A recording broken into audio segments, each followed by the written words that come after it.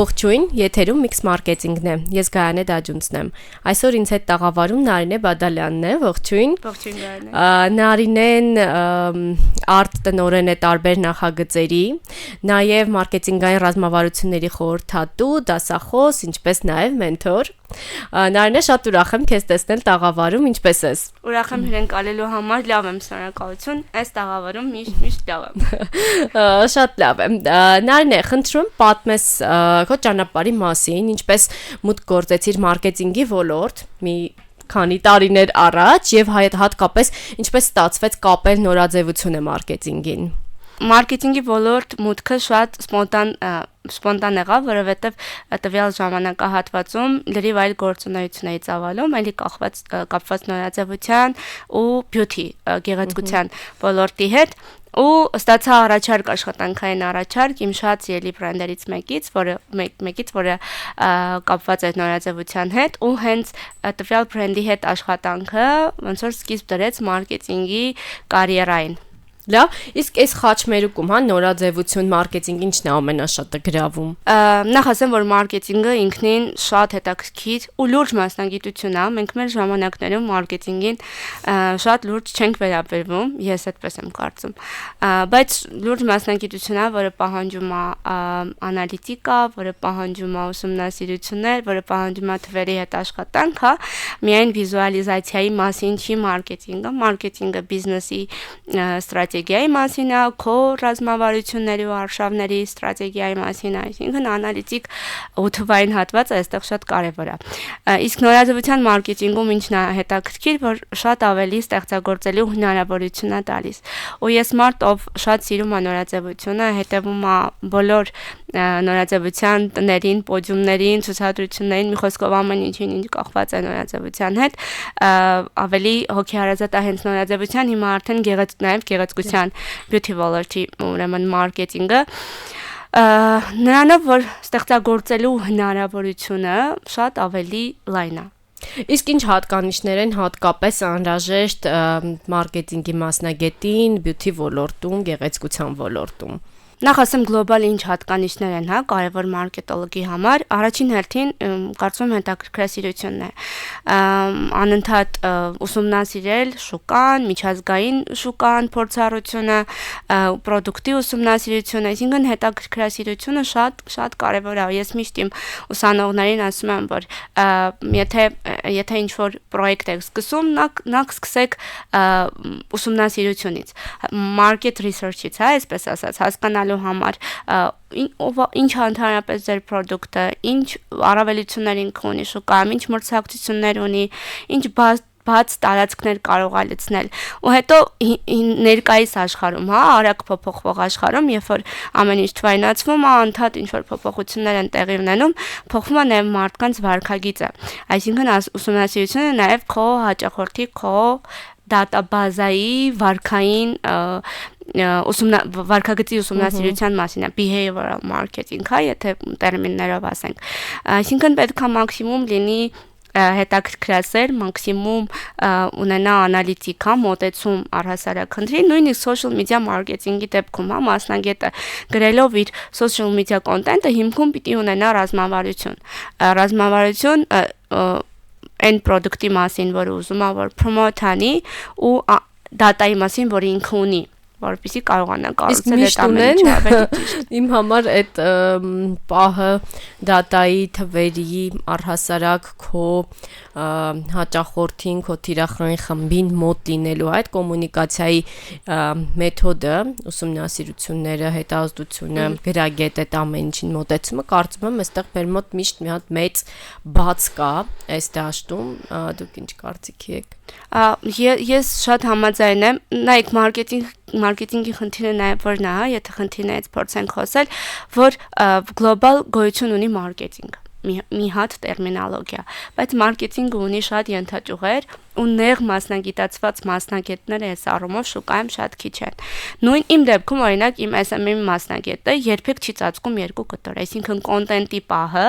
հատվածը եւ գովազդների հատվածը երբեք չի ծածկում, որովհետեւ ես չեմ գտել մարդուն, ով կարողանում է լիարժեք երկուսը կատարի։ Ես ունենում եմ մարդ, ով ստեղծում է կոնտենտը, գրում է կոնտենտ պլանը, վիզուալիզացիայով զբաղվում, ու ունեմ մարդ, ով զբաղվում է գովազդների ռազմավարությամբ, թարգեթինգով եւ այլն։ Իրանք բացարձակ տարբեր մասնագիտություններ են, ու մարքեթինգի շուկայում նաև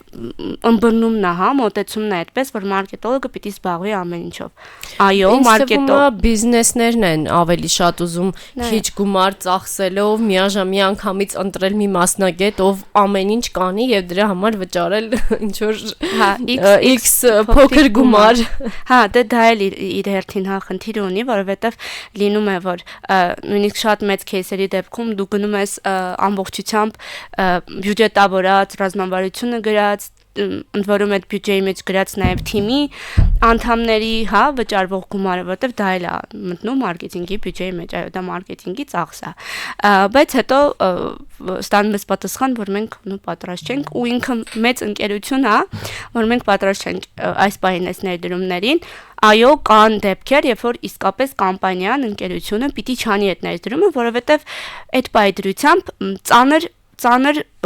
գանտել է, հա, բառը չգտա ալտերնատիվ, ու պետք չի դա բարձրացնել, որովհետև տվյալ ընկերության մկանները այդքան մարզված չեն, հա, որ բարձրացնի։ Օրինակ, տրաֆիկը կա, բայց չունեն պրոդուկտ։ Տրաֆիկը կա, բայց չկա լավ ֆրոնտ, որ տրաֆիկը սպասարկի։ Այս դեպքում ստացվում է դու ամբողջությամբ վառում ես այն ֆինանսական ռեսուրսը եւ այն պոտենցիալը, որը հետագայում ավելի պատրաստված լինի այդ դեպքում հնարավոր կլինի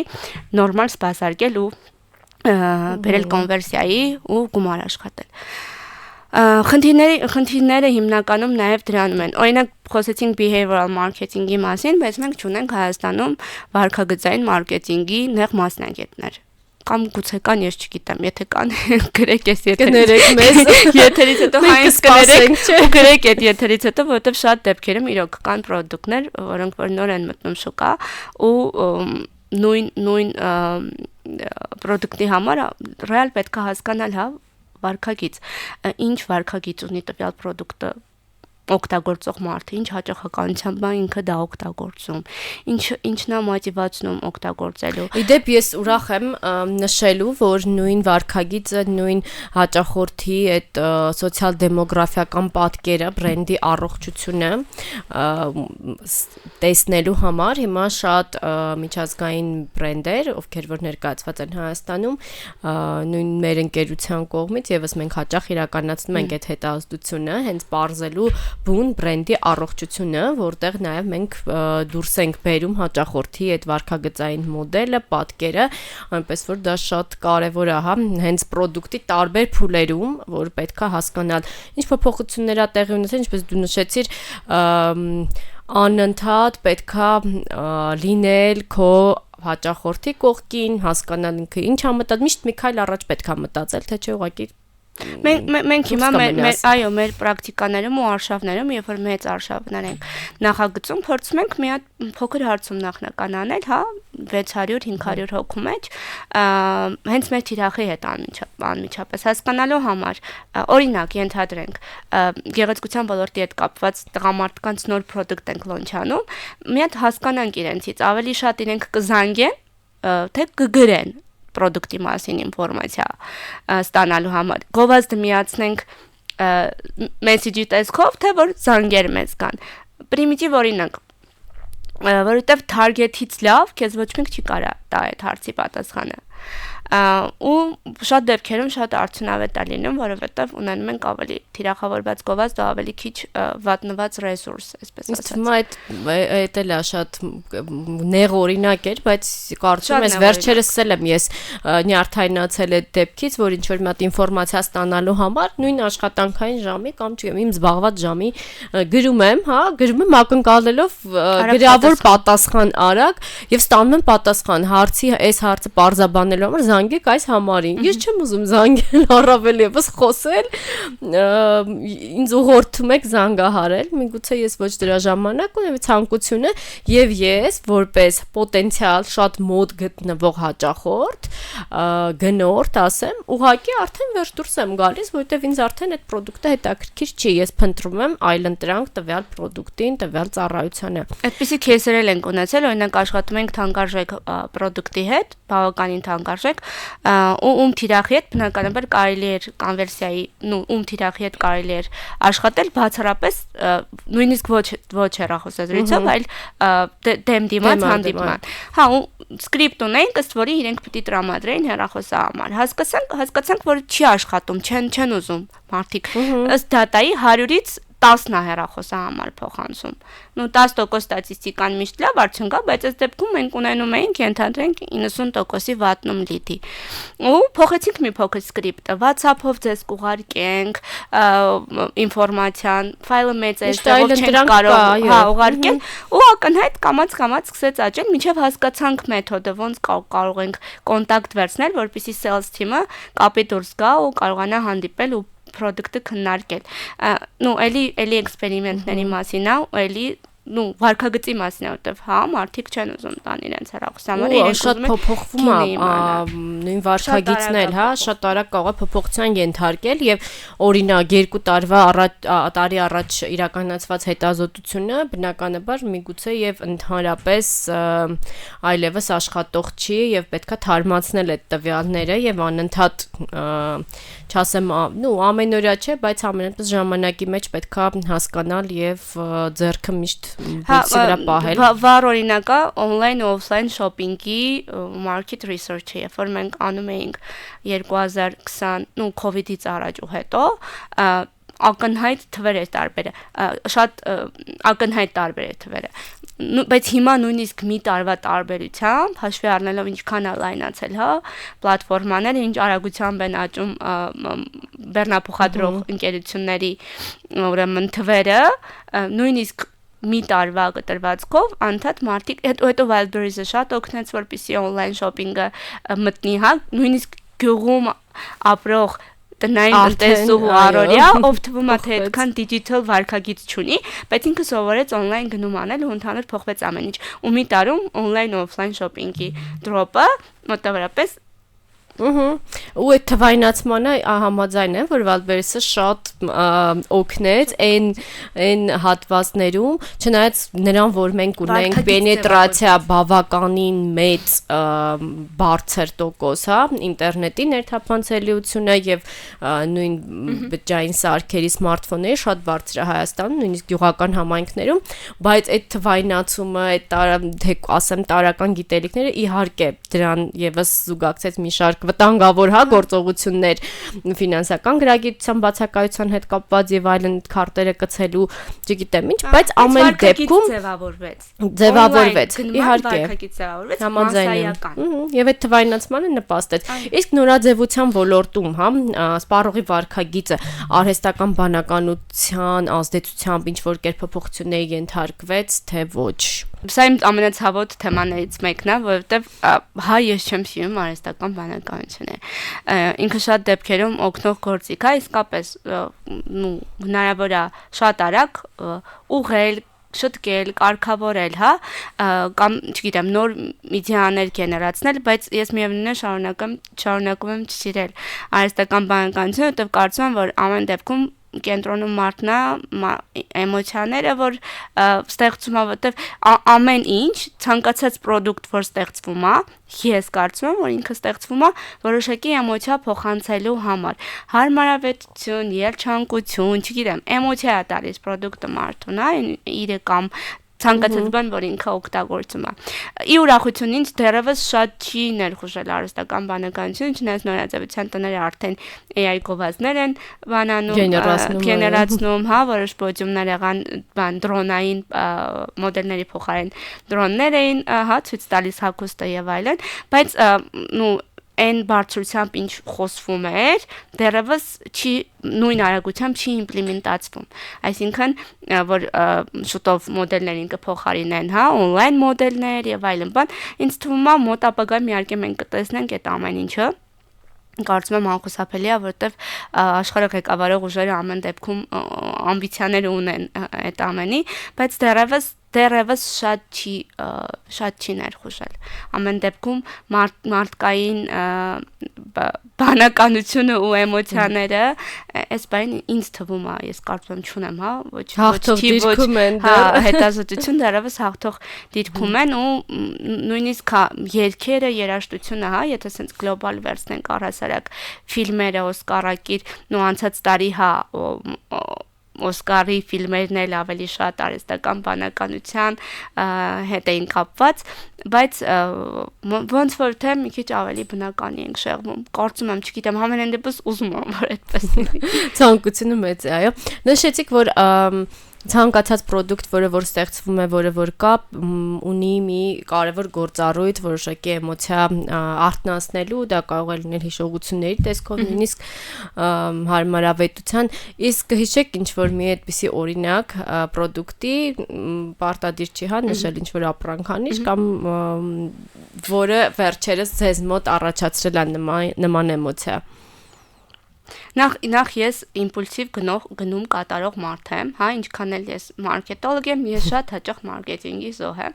որովհետև հա սիրում եմ իմպուլսիվ գնումներ կատարել ու շատ դեպքերում գնում եմ այդ product-ը, որովհետև տեսնում եմ, որ իր վրա կա արված աշխատանք։ Ենթադրենք շատ նուրբ մտածել եմ փաթեթավորման մասին, գունային ճիշտ պալիտրա են ընտրել։ Ամեն դեպքում աշխատված product-ի արդյունքը մենք տեսնում ենք, թե որակի տեսքով, թե վիզուալիզացիայի տեսքով եւ այլն։ Ու ինձ համար շատ կարևոր է նույնիսկ հա take-away սուրճ վերցնելուց միշտ նայում եմ ուշադրություն եմ դարձնում բաժակի որակին, դիզայնին, ինչքանով են հա սեր ու էմոցիա դրել բանի հա product-ի մեջ իսկ product-ի մասով եթե փորձեմ հիշել որ product-ն է ինձ երջանկացրել ու լավ էմոցիաներ հա տվել վերջին ժամանակներում Թումանյան փողոցի վրա սրճարան ունենք Թումանյանի ամենասիրելի փողոցն է ու սրճարանն էլ ինձ հիշացնում է հին Երևանը իսկ ես իմ ամբողջ էներգիայով սիրում եմ շատ մեր քաղաքը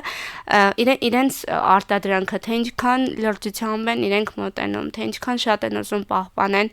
Երևանյան մշակույթը դիզայնից կոնտենտից նույնիսկ տուփի փաթեթավորումը ինձ Երջանկացնում է, հա, ու ես ուզում եմ նույնիսկ գնին չեմ էլ նայում, որովհետև ուզում եմ, որ այդ տվյալ product-ը դառնա պոպուլյար ու նույնիսկ չգիտեմ, support-ի համար, բայց ինձ երջանկացնում է այդ ամեն ինչը։ Եթե դիտարկենք այսպես շատ ծառայություններ, մենք գիտենք, որ Երևանը բավականին թանկարժեք քաղաք է դարձել, նույնիսկ այդպիսի վիճակագրություն կա, սկսած սրճարաններից, ռեստորաններից, հյուրանոցներից, բավականին դուրս եկած ծառայություններով տարբեր։ Եվ նորաստեղծ բրենդը, նորաստեղծ բիզնեսը ցանկանում է փոքր բյուջեով ինչ որ հաջողությունների հասնել, այո, մենք դիտարկում ենք այն հատվածը, երբ որ բիզնեսը ցանկանում է փոքր բյուջեով միանգամից մի քանի գործողություններ իրականացնել, բայց կարելի է նաև ըմբռնումով մոտենալ եւ բիզնես տեսանկյունից էլ նայել, որ սկզբի շրջանում նա ուղղակի հնարավորություն չունի, հա, մեծ ռեսուրսներ ներդնելու։ Այս դեպքում օրինակ ինչ խորհուրդ կտաք այս նորաստեղծ փոքր բրենդին, փոքր բիզնեսին, ինչից պետքա սկսել, որպեսզի ազդեցիկ մարքեթինգային ներկայություն ապահովի սահմանափակ բյուջեի պայմաններում։ Նախ թանկացումների հետ կապված մի քանի օր առաջ երթևեկում եմ տաքսիով ու տարիֆը շատ բարձր է, էլի, անհասկանալի բարձր է ու վարչին ասում կնենք ես բան ինչ որ Էֆելյան աշտարակը կամ Կոլիզեի չեմ տեսնում էլի այս գներով չգիտեմ այս ցավոտ թեմա է ու ես ուզում եմ որ մենք խոսենք սրա մասին մենք անդրադառնանք այս ամեն ինչին որովհետև այսքան overrated հայերեն բառը չեմ գտնում կներեք այսքան չգտա հայերեն բառը բարձր գներ ամեն ինչի վրա այո վերադառնալով հարցին ինչ խորհուրդ տամ տվյալ բիզնեսների նախ գիտեք ինչ ամենաշատը ինչ խորհուրդ կտամ միշտ իմ թիմին ասում եմ որ մի տեղում որտեղ հավաքված մարդիկ իրենց էներգիան sense անկեղծ էներգիան այն product-ի ու պրոյեկտի հա հանդեպ որ ստեղծել են սերը որը որ դնում են ինքը fail լինելու հավանականություն չունի որտեվ ամենաաշխատող բանը այդ հավատնա որ դու հավատաս քո ստեղծած product-ին սերը ինչքան մեծ սիրով դու իրան բան կանես կվերապերվես ու էներգիան որը որ դու կդնես այդ ամեն ինչը հաջողության հասցնելու համար այս ավելի sense բան պատասխան հա ռոմանտիկ պատասխան իսկ եթե խոսենք ավելի առարկայական դե ցավոք սրտի ոնց որ նու թիմը շատ կարևոր է եթե շուրջդ հավաքում ես ճիշտ մարդիկ ովքեր մուլտիթասկ են ովքեր կարողանում են մի քանի բան ծածկել շատ բաներ իրականում օգնելու շատ տեղերում օգնելու հնարավորություն տալիս է եթե ճիշտ ես օգտագործում ճիշտ հարցերով ես դիմում հնարավորություն տալիս է social media-ն շատ կարևոր է նու ինքը թերևս երևի social media-ն էլ թանկանում գովազները ավելի թանկ են սկսել աշխատել քան չգիտեմ մի տարի, 2 տարի, նույնիսկ 3 տարի առաջ մեծ չի, բայց ինքը կարևոր ու ավելի քիչ ֆինանսական ծախս պահանջող ու համեմատական էլի հա գործիք է Սկսել ինչ-որ տեղից, այո։ Ինչ-որ տեղից ու հետևողական լինել, միշտ ունենալ պլան B, պլան C, օրինակ ենթադրենք նկարում ենք մարքեթինգային լավ գովազդ, որը հայկական շուկայի համար չի աշխատում։ Սա իմ հաջորդ թույլ կողմից մեկն է, որտեվ եթե 2 տարի առաջ լավ գովազդը կաշխատեր, լավ ճաշակով գովազդը, գրագետ։ Հիմա նույնիսկ չգիտեմ, աղավաղված կոնտենտի ֆոնին ինձ թողներ են, հա, բոլոր մարդիկ ում ես հնարավոր անեղացնեմ, բայց ինֆլուենսերների մատուցած կոնտենտը, TikTok-յան կոնտենտը, այնքան է ներխուժել մեր կյանք ու այնքան է նորմալացվել, որ աչքը դրան է սովոր, այսինքն եթե նույնիսկ լավ բան ես ուզում նկարես, լավ կոնտենտ, ինքը չի ունենալու այնքան վյու, ինչքան ունի իմ համար ոչ նորմալ կոնտենտը։ Վերջին հարցս,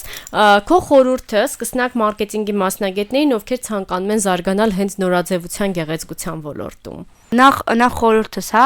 եթե կարող ենք այդպես ասել, առհասարակ հասկանան ինչ է մարքեթինգը ընդհանուր գլոբալ, որովհետև կապ չունի ինչ ոլորտի մարքեթինգով է զբաղվում, հորեկա, նորաձևություն, հա, շատ դեպքերում դասական գործիքները նույնն են, հա, նոր գործիքները, որոնք կարող են ինտեգրվել, նույնն են, փոխվում են մեսեջները, վիզուալն է փոխվում, call to action-ներն են փոխվում, թիրախային լսարանն է փոխվում իր վարքագծով, հա, բայց ընդհանուր շատ կարևոր է հասկանալ մարքեթինգը լավ ուսումնասիրել, հա, բոլոր ճյուղերը փորձել համենայն դեպս աշխատանքի մեջ մի ուղղությամբ չսահմանափակվել ու ուսումնասիրել բոլոր ուղղությունները։ Իսկ նորաձևության հետ կապված առհասարակ նայեն միջազգային փորձառությունը ինչա կատարվում դրսում, որտեղ ցավոք սրտի Հայաստանի նորաձևության շուկայում շատ բան չի կատարվում։ Շնորհակալ եմ։ Մենք Նարինեի հետ բացահայտեցինք բացի մարքեթինգից նաև նորաձևության մասին, որ նորաձևությունը ոչ միայն արտաքին էսպես ձևը եւ ոճը չի, այլ նաև խորքային ռազմավարություն է պահանջում եւ միքսելը տիրապետելը մարքեթինգային գործիքներին շատ կարեւոր է։ Շատ շնորհակալ եմ ինֆորմատիվ եւ հաճելի զրույցի համար։ Իսկ մենք կհանդիպենք հաջորդ շաբաթ։ Ցտեսություն։